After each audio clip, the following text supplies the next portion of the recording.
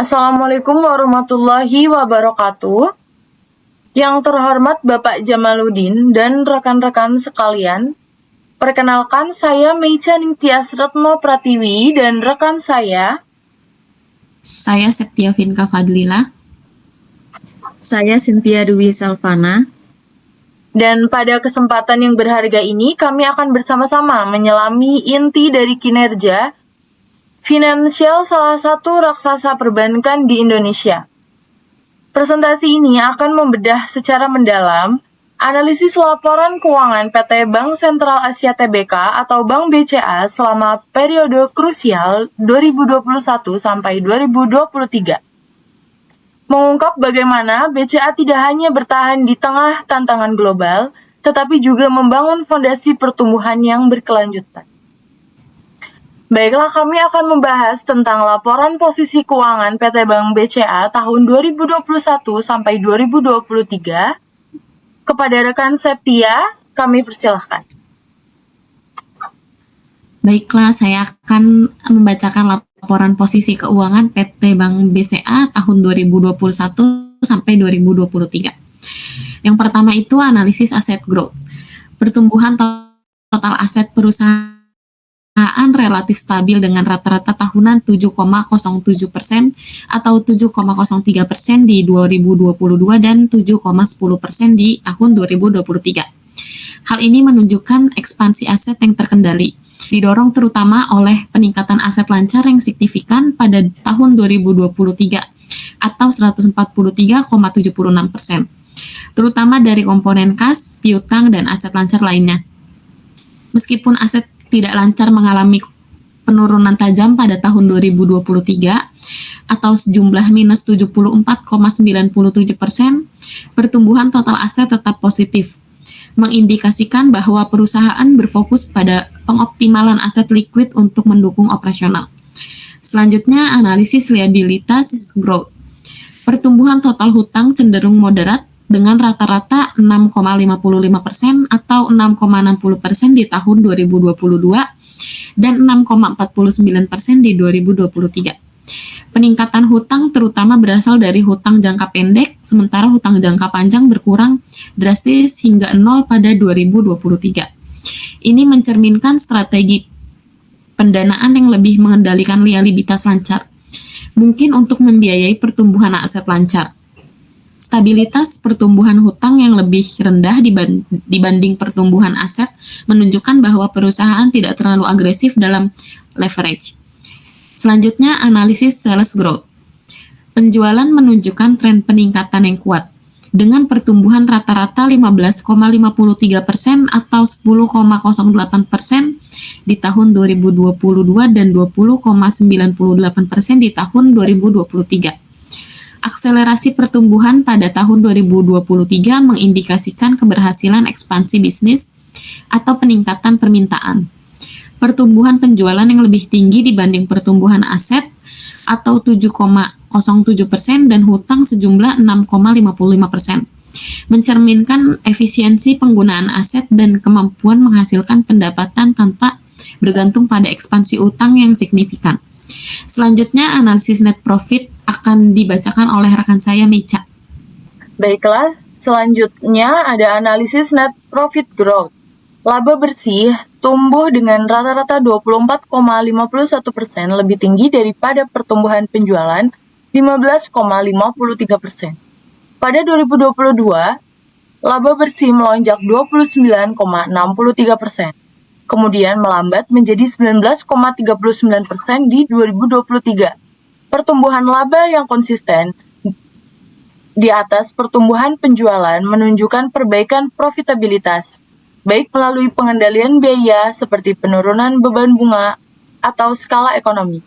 Namun, perlambatan pertumbuhan pada 2023 perlu dipantau, terutama terkait dengan peningkatan beban langsung dan dividen tunai yang besar. Selanjutnya, kami akan membahas tentang analisis rasio keuangan PT Bank BCA tahun 2021 sampai 2023.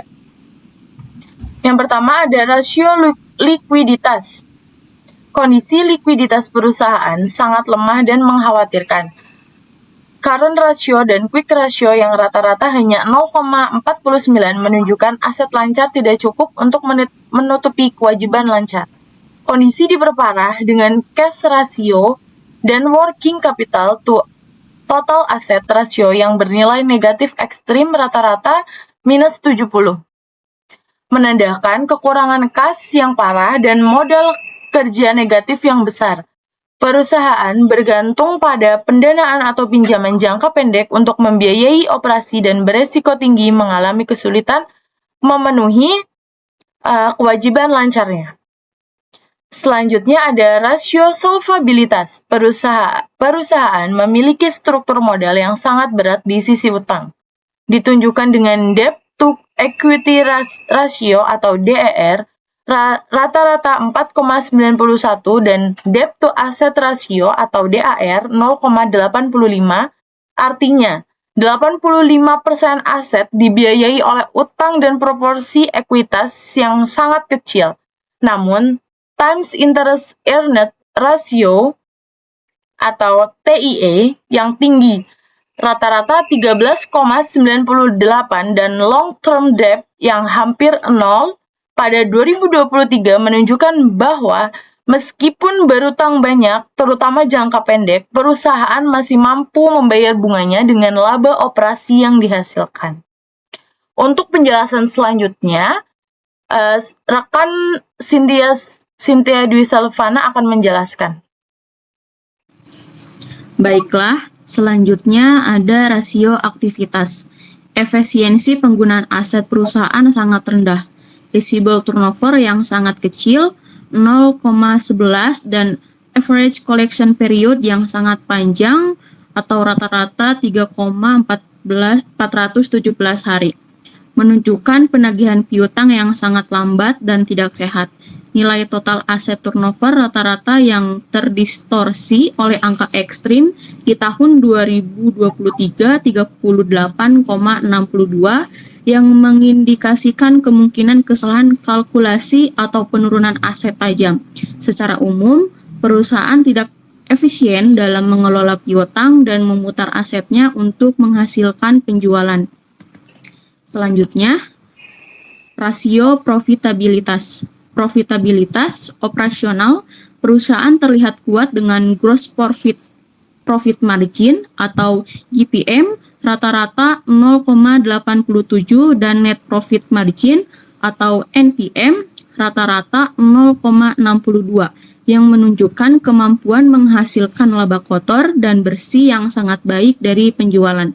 Namun, return on equity atau ROE yang sangat rendah 0,08 dan return on asset ROA yang moderat 0,38 mengungkap kontradiksi. Meski margin tinggi, laba yang dihasilkan tidak memberikan pengembalian yang berarti bagi pemegang saham karena ekuitas yang sangat kecil dan struktur modal yang didominasi utang.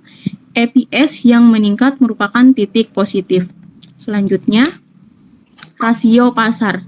Rasio pasar perusahaan menunjukkan kondisi yang tidak wajar dan sulit dianalisis secara konvensional. Price to earning ratio atau PER dan price to book value atau PBF yang mencapai jutaan atau rata-rata 9,5 juta dan 2 juta adalah angka yang ekstrim dan seringkali mengindikasikan masalah fundamental seperti laba atau earning atau nilai buku atau book value per saham yang sangat rendah atau mendekati 0 dibanding harga pasarnya. Dividen yield yang sangat stabil namun dividen payout rasio yang melebihi 100% atau rata-rata 77,23%. Menunjukkan pembayaran dividen tidak berasal sepenuhnya dari laba tahun berjalan yang tidak berkelanjutan. Hal ini mencerminkan penilaian pasar yang sangat tinggi atau overvalue berdasarkan rasio atau terdapat distorsi dalam perhitungan dasar seperti EPS dan BV akibat struktur modal yang tidak biasa. Selanjutnya akan dibacakan oleh Saudara Septiana.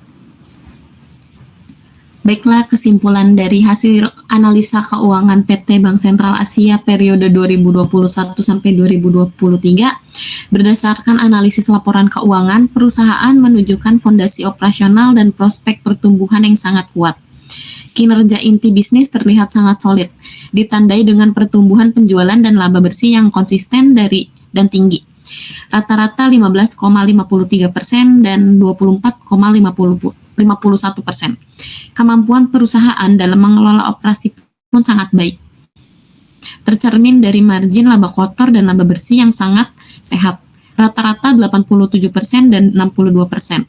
Hal ini membuktikan bahwa model bisnis perusahaan kompetitif dan mampu menghasilkan keuntungan yang besar dari setiap rupiah penjualan. Selain itu, pertumbuhan total aset yang stabil menunjukkan ekspansi dan perkembangan perusahaan yang terukur.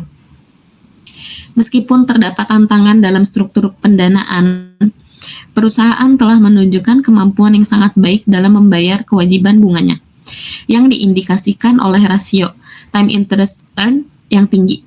Hal ini membuktikan bahwa laba operasional yang dihasilkan lebih dari cukup untuk menanggung biaya keuangan.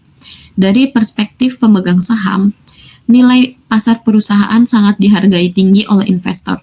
Terlihat dari harga saham yang terus meningkat dan komitmen perusahaan dalam membagikan dividen. Secara keseluruhan, perusahaan memiliki potensi dan momentum bisnis yang sangat positif untuk terus berkembang, dengan kinerja operasional sebagai pilar utamanya. Demikianlah presentasi yang dapat kami sampaikan. Semoga materi ini dapat memberikan manfaat, menambah wawasan, serta menjadi bahan pertimbangan yang berguna bagi kita semua. Kami menyadari bahwa presentasi ini masih memiliki keterbatasan. Oleh karena itu, kritik dan saran yang membangun sangat kami harapkan. Atas perhatian dan kesempatan yang diberikan, saya ucapkan terima kasih. Wassalamualaikum warahmatullahi wabarakatuh.